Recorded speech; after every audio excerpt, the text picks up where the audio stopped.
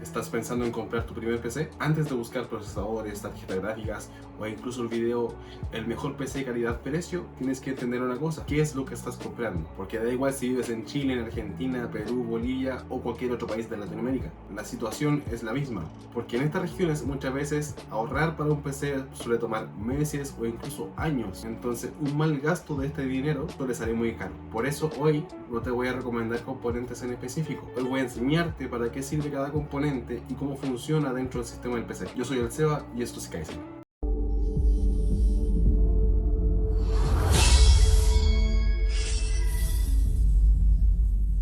Pero creo yo que lo primero que hay que entender: ¿qué es un computador? ¿Qué es un PC? ¿Qué es un notebook? Bueno, todo esto es un sistema que está compuesto por varios componentes, de los cuales vamos a hablar a continuación, que sirven para llevar a cabo múltiples tareas de forma digital y que vas a poder jugar, en la que vas a poder hacer documentos, Word, PowerPoint o lo que tú quieras, incluso hasta streaming hoy en día.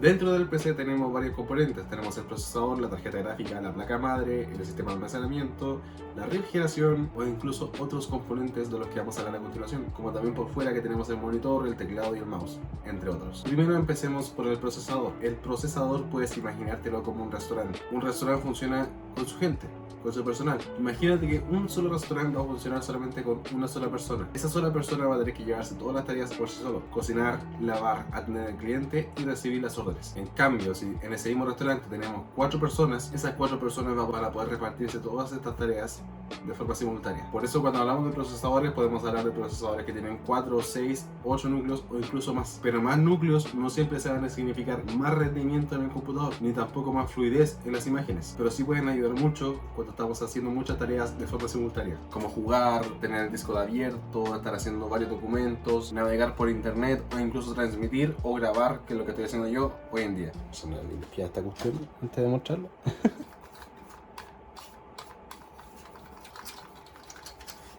Bueno, y otro tema del que podemos hablar ahora es la tarjeta gráfica. La tarjeta gráfica va a estar dentro del PC. Esta es una tarjeta gráfica del PC de torre. Las tarjetas gráficas que vienen en los notebooks vienen integradas en el procesador o vienen con unos chips aparte. Eso ya estaremos hablando en otro video. La tarjeta gráfica o la GPU es la encargada de generar las imágenes dentro de la pantalla de tu computador. Sin la tarjeta gráfica no se podría ver nada. Por eso todos los computadores tienen una tarjeta gráfica integrada o externa como es. Si el procesador es el cerebro o el corazón del computador, esto vendría siendo los músculos. Cuando tú juegas juegos exigentes, por ejemplo el Red Dead, Cyberpunk, no se me viene otro juego pesado en la mente.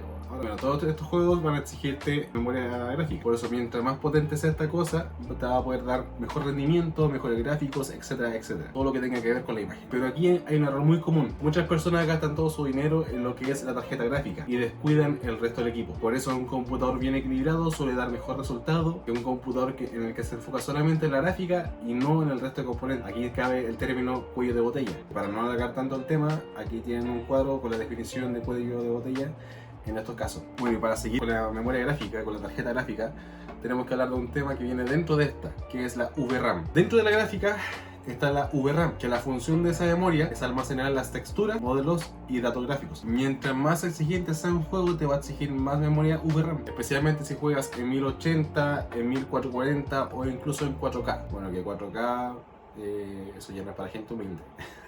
Broma. O también puede pedirte más que utiliza texturas de alta calidad. Por eso estas tarjetas vienen con 4 GB de VRAM, 6, 8, 12, 16 o incluso más. Esta en este caso tenía solamente 2 GB de VRAM. Este igual fue de los inicios cuando yo armé mi primer PC, así que esto ya está obsoleto. Bueno, y la cantidad ideal depende de los juegos que quieras jugar y del presupuesto que tengas. Ya hablaremos de presupuestos en un próximo video. Otra de las cosas de la cual podemos hablar y que actualmente es una completa polémica es la memoria RAM. La memoria RAM es tu mesa de trabajo, es la mesa de trabajo del computador. Cuando abres un programa, documentos, juegos o otras cosas, estás utilizando tu memoria RAM. Si tienes muy poca memoria RAM, el sistema puede ponerse lento o incluso congelarse la imagen o cerrar el programa que estés utilizando. Actualmente podemos simplificarlo así: con 4 GB de RAM es lo básico que vas a necesitar.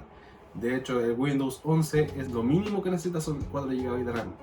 Pero al ser lo básico, eso quiere decir que el computador va a estar lento, puede demorarse incluso solamente al iniciar o incluso trabarse si es que la memoria RAM está muy utilizada. 8 GB de RAM ya es lo mínimo recomendado para hacer funcionar bien un computador. Y esto te va a ayudar a hacer tareas básicas o incluso jugar tranquilamente. Pero tenemos las 16 GB de RAM, que eso ya es lo recomendado totalmente para cualquier computador que sea para jugar o hacer tareas más pesadas, por ejemplo la edición. Bueno, y ya si te dedicas a streamear, o a hacer otras tareas más pesadas como la edición de video, vas a necesitar más memoria RAM, que en este caso tenemos las 32 GB. Pero esto ya son casos bien en específicos. Ojo, tener más memoria RAM no siempre mejora el rendimiento dentro del computador. Lo importante es tener lo suficiente para tus necesidades. Ahora toca hablar del sistema de almacenamiento del computador. En este caso tenemos los HDD y los SSD. O traducido, HDD es el disco mecánico y el SSD es el disco sólido. Bueno, el almacenamiento, falta decir que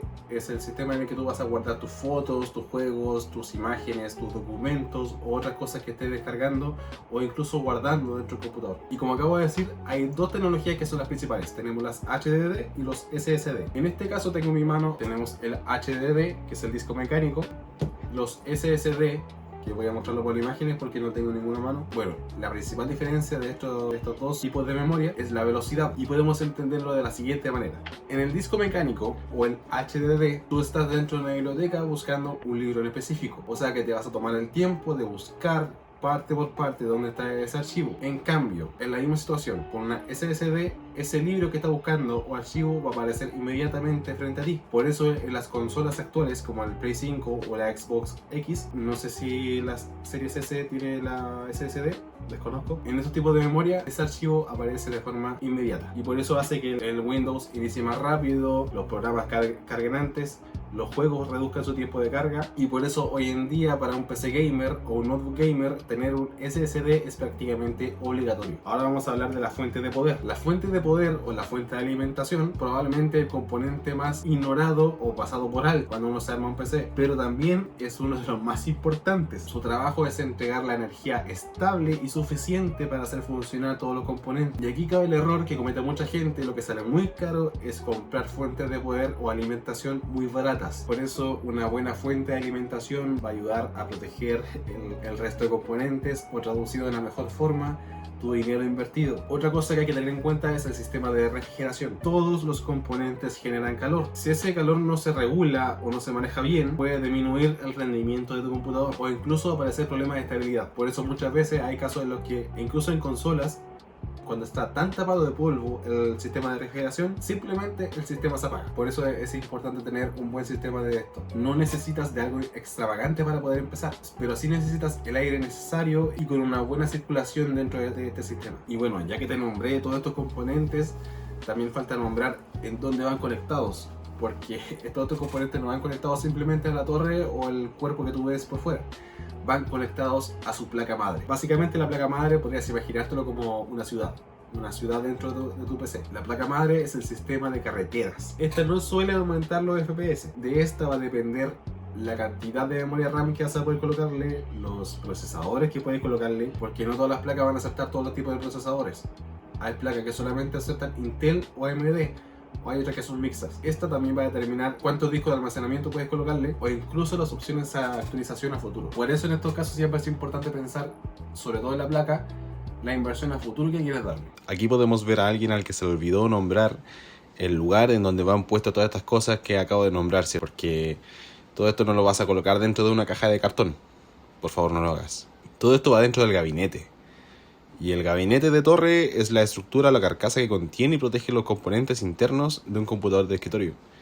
Además de servir como soporte físico, está diseñado para facilitar la refrigeración, la organización del cableado y la instalación o incluso la actualización del hardware. Sí, un detalle muy importante que se me pasó por alto.